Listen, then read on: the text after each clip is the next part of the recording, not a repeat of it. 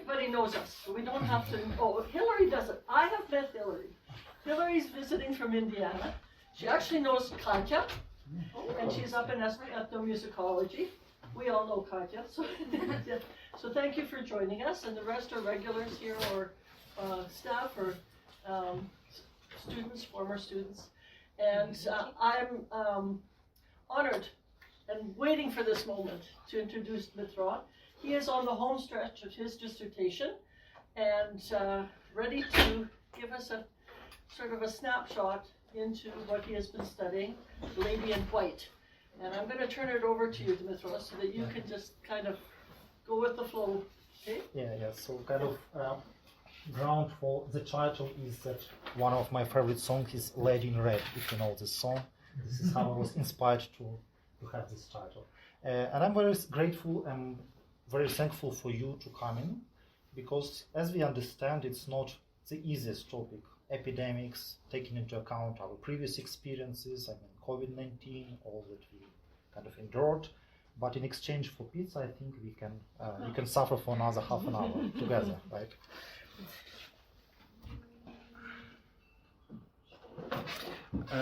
So indeed, discussing epidemics might seem as not the most joyful subject. This is something that we prefer to forget, given our recent experiences, as I mentioned. But from other point of view, we all understand that history of humankind and recent history of recent decades suggests that likelihood of facing another epidemic during our lifetime, unfortunately, pretty high. From other point of view, we have some kind of reassurance that the measures we have, the tools we have, quarantine, vaccination, medical advancements, all this help us to endure and combat epidemics or pandemics much faster. In my dissertation research, and in particular in this presentation, I'm mostly focused not on epidemics as medical phenomenon, but rather on epidemics as cultural constructs, as metaphors that permeate history. The persistent presence of epidemic motif is reflected in texts from different epochs, from different eras, from different genres, including some of these recent examples, they're coming from popular culture. This is actually testament, at least in my view, of enduring fascination with epidemic narratives, the popularity of recent screen adaptations of famous literary classics, the Decameron by Giovanni Boccaccio and 100 Years of Solitude of Gabriel Garcia Marquez was film adaptations. They appeared on Netflix last year. In Decameron, as if you remember, the plot there is that portrayal of epidemic is pretty straightforward. The well-known narrative of Boccaccio is that Black Death made or forced a group of aristocrats to retreat to Villa to escape the Black Death, the plague there. And we have combination of black humor and horror. And I think it totally makes sense that this adaptation appeared only last year. It was not possible to show people something like this in a short distance to COVID or during COVID because of the losses people had at the time, and black humor is not necessarily the respective lens to see the events of another pandemic of the past. And in 100 Years of Solitude, we have something different. We have more mythologized or mystical epidemics, so-called insomnia plague, which is symbolic afflictions that causes people to forget everything, serving as a powerful allegory of kind of loss of intergenerational memory or historical erasure. It's really interesting adaptation, film adaptation, and advisors for these adaptations were sons of Gabriel Garcia Marquez. So the first one I would suggest for people who like dark humor, the second one basically to everybody. It's really interesting reinterpretation of literary classics. And similar metaphorical use of disease we can also trace in contemporary Ukrainian culture. In my previous presentations, I usually considered Ukrainian literary texts, contemporary Ukrainian literature. In one of the following presentations, which will be during a Canadian Association of Slavists here in Edmonton in May, I'm planning to take into account song lyrics, text of Ukrainian contemporary music. And there, what we can see is that since 2014, we have this imagery of epidemic-like invasion from the east, invasion coming from Russia. This is something that is prevalent in many song lyrics, in many texts of the Ukrainian music songs.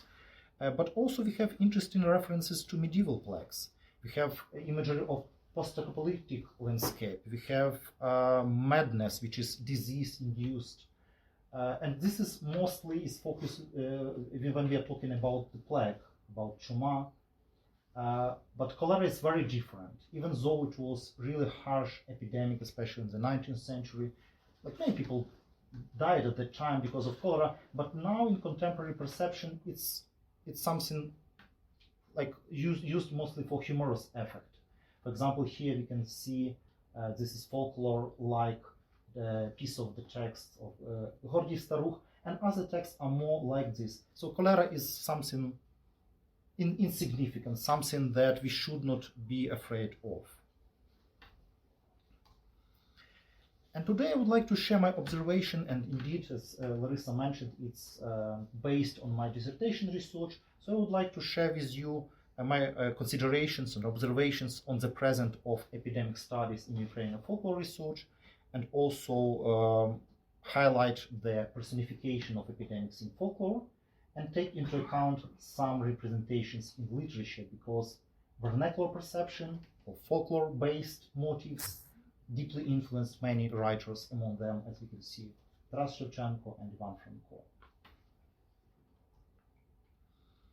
So everything started more or less in 19th century. So at that time, epidemics were just part of this thematic category diseases, and they became subject of consideration in particular articles, in particular books. For example, here we have one of the examples of so-called manuals or kind of guides, which usually they were written either by writers or by doctors, sometimes by folklorists, and they present a blend of kind of fighting against stereotypes and myths and about cholera in this case. But from other point of view, they repeated many of them. For example, there was a belief that cholera is coming from miasma, from air, or from soil, not from the water, right?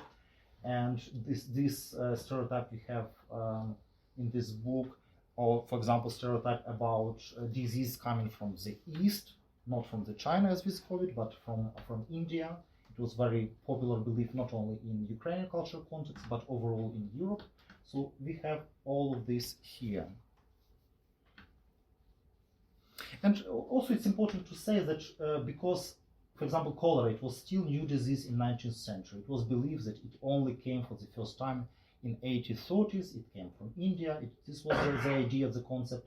That's why for people it was tried to understand, to imagine what kind of figure cholera is, how cholera is coming to us. It was much easier for plague or for typhus, for example, for other epidemics that were coming during the previous centuries or decades, but it wasn't the case for cholera. So it was kind of vague imagery, and I will talk about this a bit later.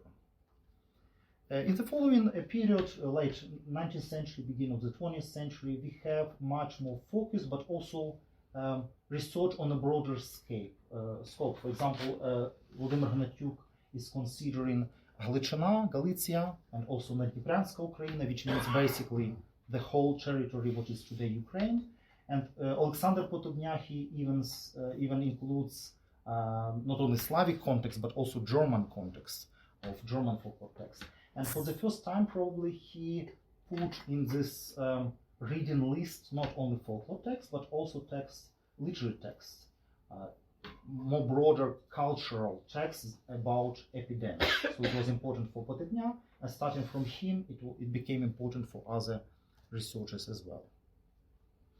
Danilo Shcherbakivsky proposed something even more kind of what it looked like contemporary folklore studies, which means he was interested in the whole ritual around cholera, around epidemics. That's why in his work he represents kind of elements of field studies. He put, as you can see, plan. He put photos of where events were happening. So he's not just describing, he's not just interviewing people. It's a combination of everything. And similarly as Potebnya, he also used literary text, in this case, Mykola Gogol's V. And actually this is something that inspired me also to include not only folklore text, but to combine them with consideration of literary text as well. So more male faces in the past and more, fortunately, kind of diversity in folklore research now. Epidemiological folklore or epidemic folklore, I think most consistently is discussed in the works of Daria Nsibor. Daria is not only researcher, but she also a popularizer of folklore research. And I would recommend this YouTube channel, which is called in Ukrainian Porobleno, maybe cursed or something like this in English translation. And what Daria did, she, for the first time probably in epidemic folklore studies, she was focused on digital forms, starting, as we can see, from 2011. At the time it was so-called Swinyanchi grip, swine flu, or H1N1. And she considered not only traditional genres such as kolomyki or zamовляння, but also digital forms coming from the internet, for example, letters which wish health for people, she included in consideration. I think it's important to mention. But still, we can say that there are noticeable trends and there are very obvious gaps in Ukrainian folklore studies if we compare with studies on epidemic coming from other cultural contexts. From first point is still that folklore research is mainly based on rural materials, so something that people collect in the villages, even like for COVID, for example, a recent article, it was by Jelena Budovskaya, village of Novoselica, which is Transcarpathian region, Zakarpattia, not that much from urban kind of territory. Daria Nsibor did this, but not that many researchers. What I mean by limited intermediate scope is that, yes, usually researchers use folklore material. Sometimes they include literary material as well, but they never reach out to cinema expression or to music. So there is no this, I think that there is a missing opportunity here as well.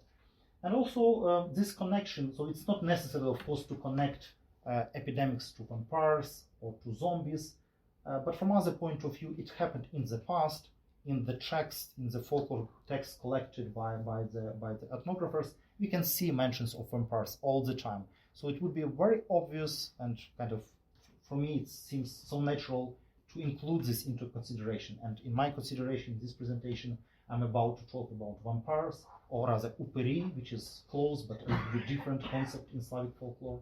So I think there is a missing connection. When you read in books about on folklore and epidemic studies coming from other cultural contexts, you kind of see it there, but you cannot see it in Slavic or Ukrainian folklore studies as of now. So I think there are opportunities here as well. So I mentioned about the cholera. The cholera was a new plague in 19th century, and that's why the imagery of this disease was pretty vague. Sometimes it was not only about the image kind of personification, but also about the name. So it was important both for people to kind of to understand that, okay, plague looks like this, cholera looks like this, typhus looks like this. And it was interesting for researchers to make these categories, to create kind of folklore terminology and to describe it, but it was pretty hard for cholera in comparison, for example, to the plague. Plague was more or less something closer to this. Of course, you can see that this is this is a painter from very different contexts, but it was something like this. I will mention about this later. So sometimes cholera's description was based on influence by older epidemics. People wanted to understand whether cholera is already in the village, and they were looking and they were like trying to understand whether she already came or not, and then they saw that she might look like similarly to the plague. As I said, it's not only about the imagery, it's also about the names. There is a huge epidemic vocabulary for the popular epidemics of that time and previous centuries. As you can see on the screen, Posheсть, Pomorya, Mor, Povitrya, which doesn't mean Povitrya, air, but something different, cholera, Juma, Kuga, Smertnica, Slabist, Glushka, Glushkanya. And it's in addition to literary words such as Chuma, cholera.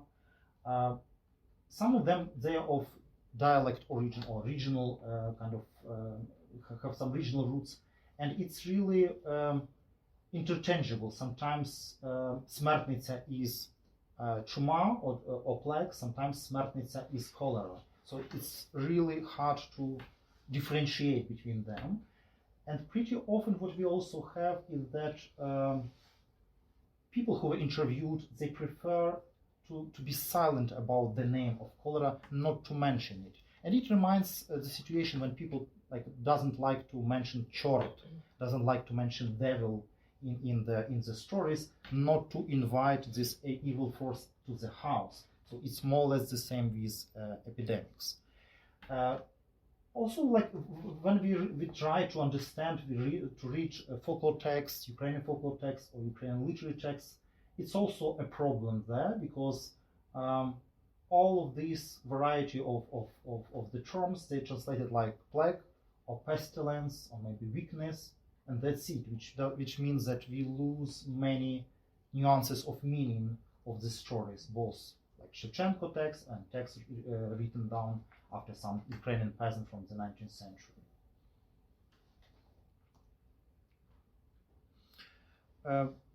In the title I mentioned about lady, so it's very clear connection of many diseases, including epidemic diseases, to female figure.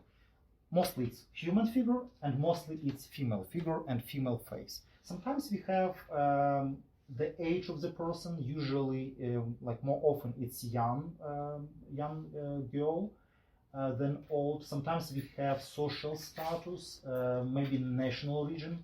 Pretty often it should be someone outside of community. So for Ukrainians, for example, it was Roma maiden, Roma girl. For Lithuanians, from what I heard, it's usually Germans, right?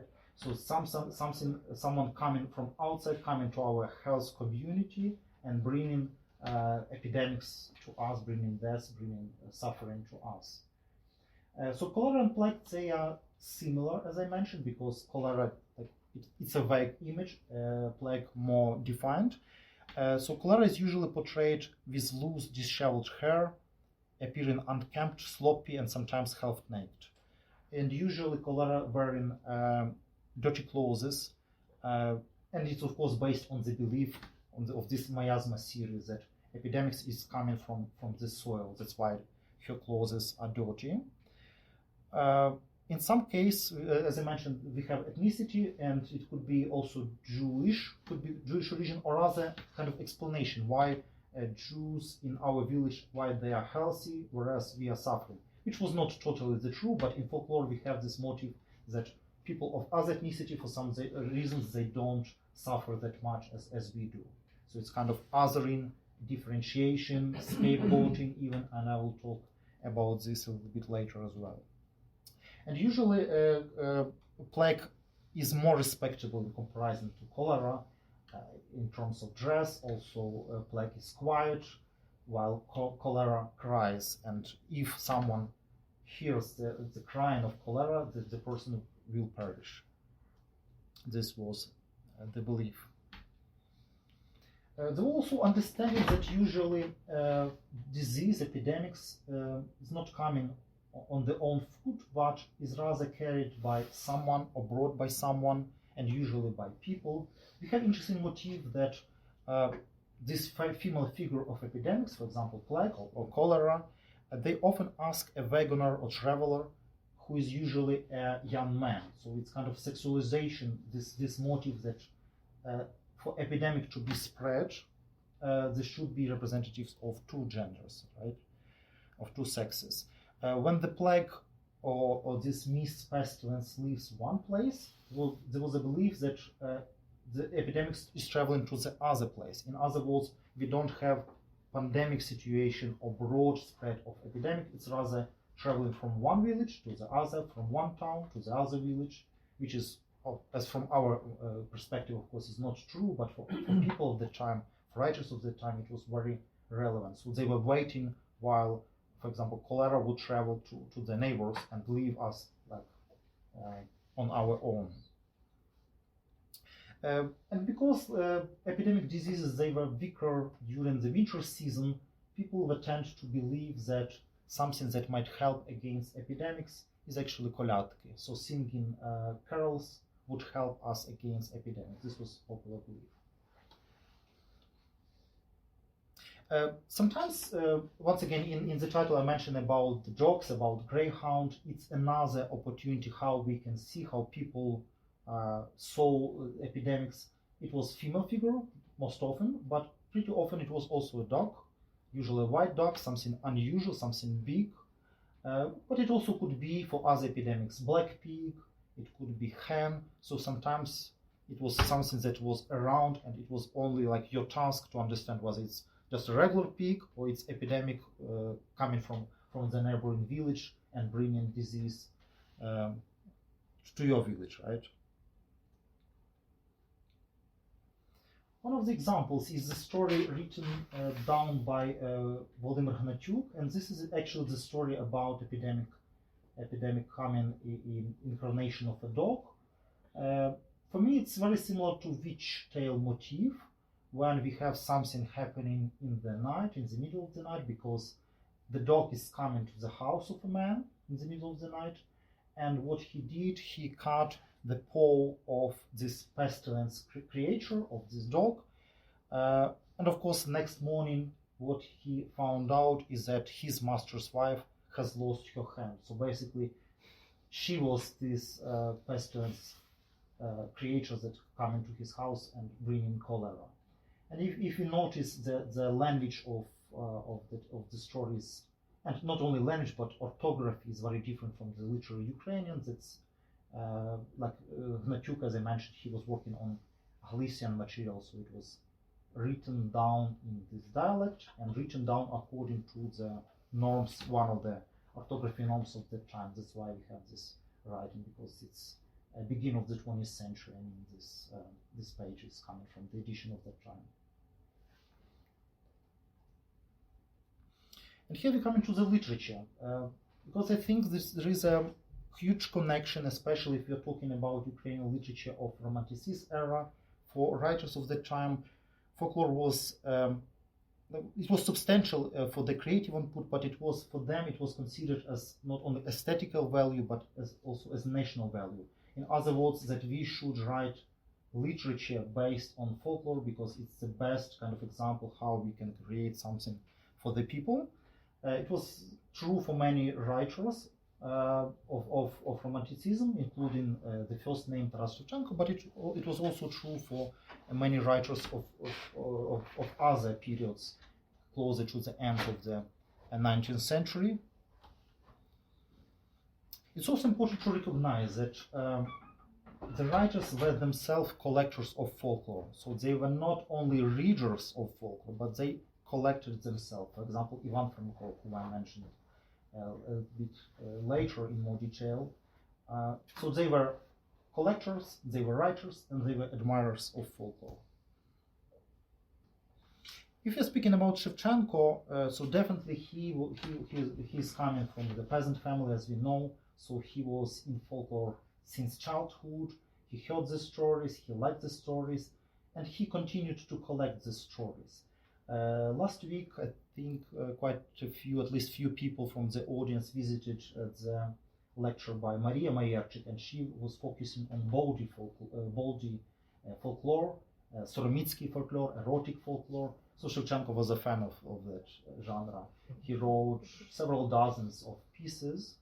I will not be reading this one, but yeah.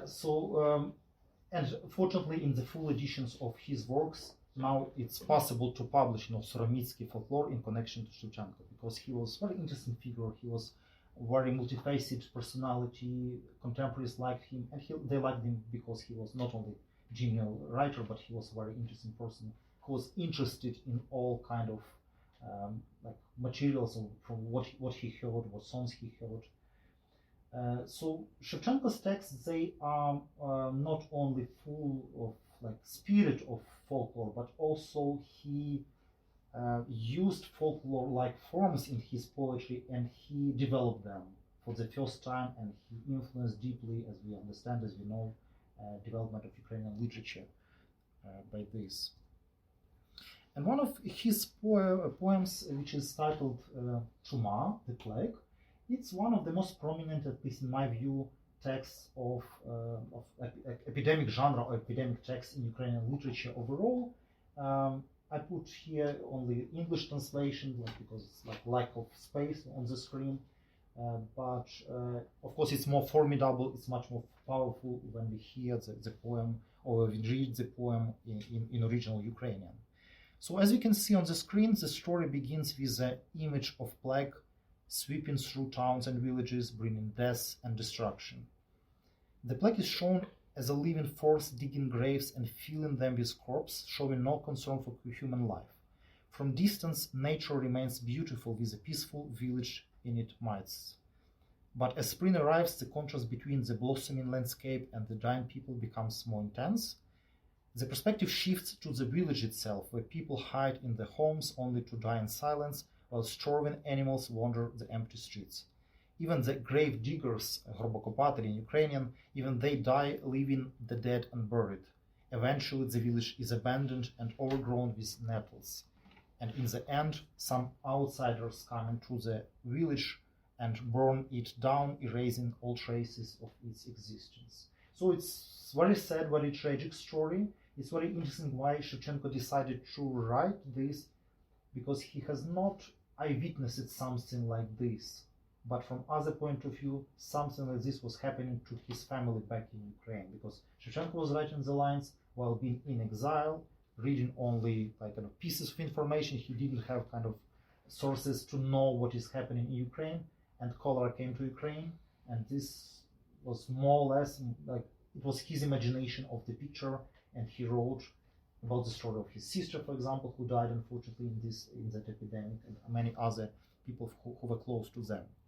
And Shevchenko first wanted to write, it's not that clear here, but this line, which is pointed in black, it's cholera z zastupom chodila, which means that first he wanted to write about something which is very relevant, which is kind of coming for the second time only in the 19th century, so still new disease. But then he decided to switch to Chuma, so he put the other line, he put the name, as you can see, Chuma.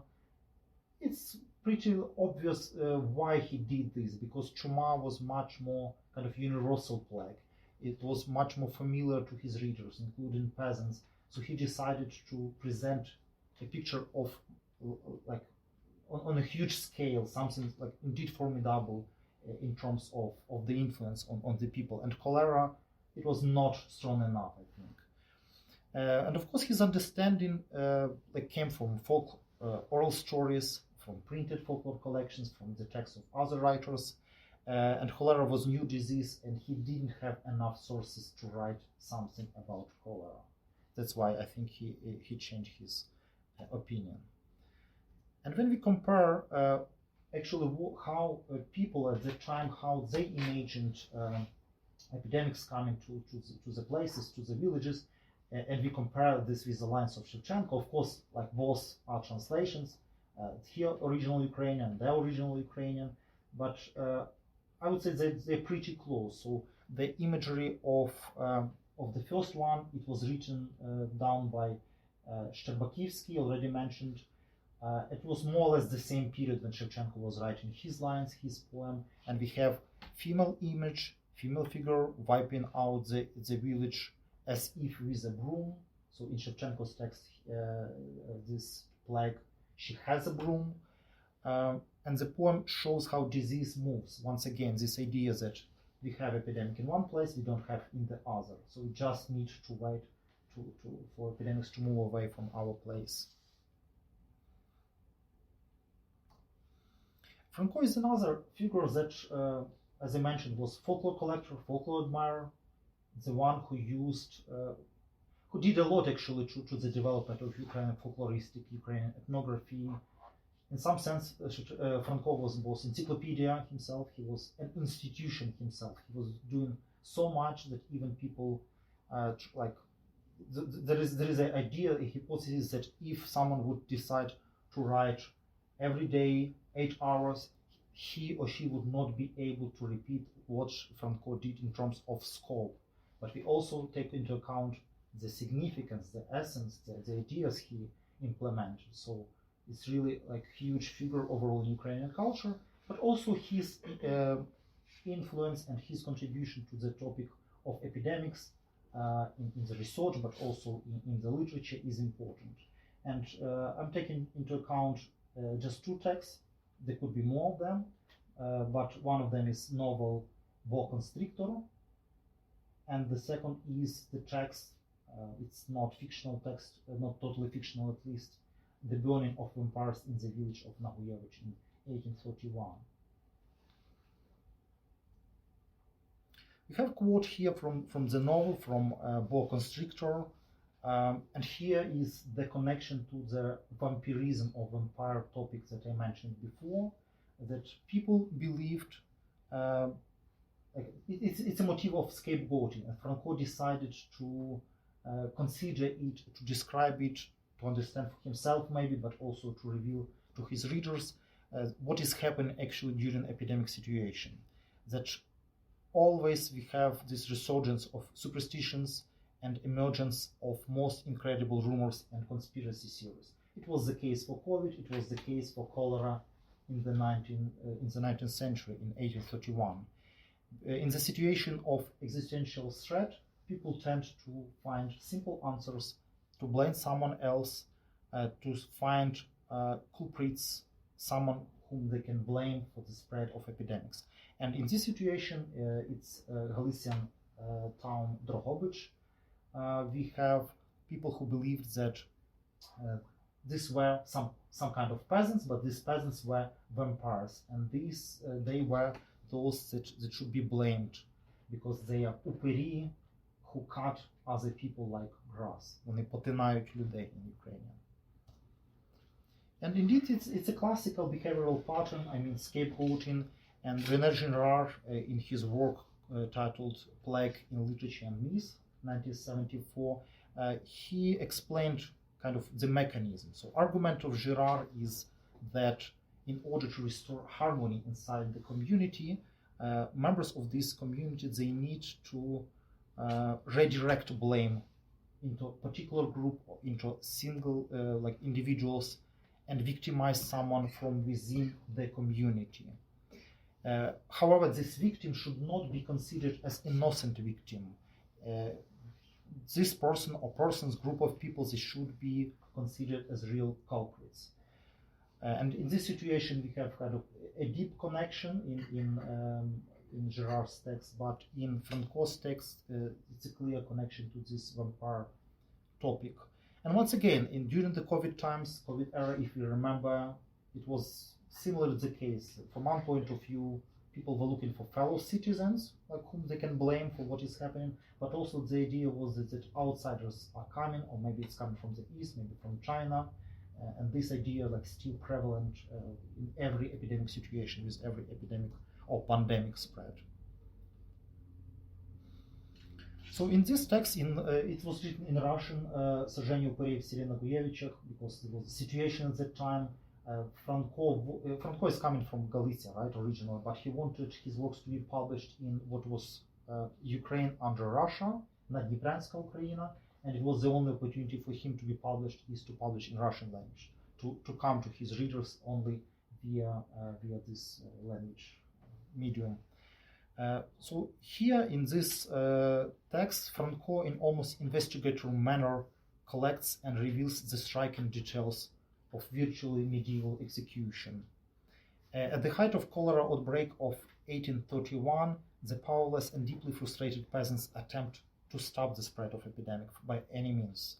They believed that the cause of cholera was magical intervention by others, And the source of this information were rumors circulated by a young local, but by a young boy. This boy listed the signs of the uperi, of vampires, including thick body hair and distinctive bandage on one leg.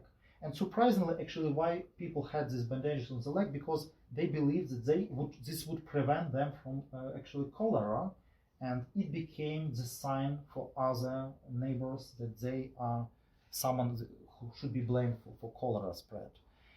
And these people, these unfortunate locals that had these signs, thick body hair, for example, they were captured and they were interrogated by neighbors. So some of them were deemed vampires by the peasants in Naukova. Naukova is native village of Franco, so he knew like many people whose parents or grandparents were involved in this story. So some of these peasants, they confessed, or they were forced to confess, that they are vampires, and innocent peasants were compelled to walk through a massive bonfire, and as we understand, not all of them survived. So people of Franco time, they knew the place where this was happening, this vampire place, a somber location, and it was known for many years, and people tried not to even to go, not even to walk nearby that location where people were born in 1831. So it's, once again, it's hard story and very powerful. It's important to understand here that this uperi, it's only for simplification to explain the story, to translate the story. We use the concept of vampire because our modern understanding of who vampires are, it's mostly influenced by Bram Stoker's novel. This transition from the man, from the human to the bat, and blood sucking, this motive, it's not something totally correct for uperi. So uperi, indeed, they were believed to drain the life force from the people, and they indeed were seen responsible for diseases, and mostly for epidemic diseases, but they look differently, and there are no mentions about bats, so it's just to translate this word vampire is used. But basically it's uperi or operi, and it's not only Ukrainian folklore, it's also in Slavic folklore more broadly. So this story, Franco's Сожжение упырей, reads almost like a folklore legend. From one point of view, he used many documents, accounts from the people, but also we have typical symbolism, for example, typical symbolism of numbers. In the story, the betrayer of this fellow vampires, this young boy, he was 7 years old, which is very usual folklore, to have a child of 7 years old. Also, this boy, he pointed out on 7 vampires, so once again 7. One of the vampires or these peasants survived for 7 years. So it's not coincidence that we have this very folklore-like symbolism in the story. So it's a blend of genre. It's not totally fictional, it's not totally folklore, it's also documentary somehow, so it's a blend of 3 sources at least. And overall, I think it's a universal narrative about the deepest recess of human consciousness and what can happen with this dark energy of the crowd, which, when fueled by extraordinary events, and of course cholera coming is pretty extraordinary for the region, this all can result in the defamation and torturing of other, and scapegoating and othering even within the community. Even if these others or other people, they are neighbors of the same faith, race, social status, and who are just desperately trying to survive during epidemics, even though this can happen. Coming closer to the end, I would like to once again bring an example from the modern era, from the more contemporary popular culture. We came through the history shortly, but briefly, but we did this. And now an example of pesta. We hear this pesta, we have connection to pestilence, but pesta basically is plague in Scandinavian folklore. So even today, stories about epidemics, even like when we don't have, fortunately, pandemics, we have this imagery not only in Netflix film adaptations, but also in such a form as video games. And this example that we have here is coming from Slavic folklore, so based on Slavic imaginary. Polish writer Andrzej Sapkowski, he wrote a series of novels titled Wiedźmin, which means the Witcher or male Witcher. And this is the novels from 1990s, and then they became so popular that they appeared film adaptations or TV series adaptations of Wiedźmin, The Witcher, the same title. And then in combination with Scandinavian folklore and using the name of pesta, we received the imagery of plague in video game. And now you'll see how it looked like then.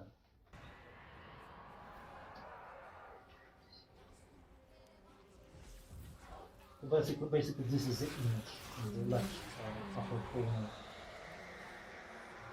So from my point of view, it's just like something dreadful. It can be like viewed as some like just another strange figure created by some random guy. But I believe that it's actually grounded on the imagery, what we have in Slavic folklore, what we have in the description in Sapkowski's book, and overall. So this kind of cycle of adaptation from folklore to literature, then to TV series, then to video games. And this cycle, I believe, demonstrates how traditional narratives continue to evolve, how they reach new audiences. Because some of the audiences of this video game, these people would, for example, teenagers, like they would never reach for the book, folklore collection, maybe not even to the movie, but this medium is approachable for them. So sometimes folklore is coming to your house even via the screen. And to bring this to the conclusion, I want to reiterate that my kind of point is that human history overall is shaped in many senses by epidemics.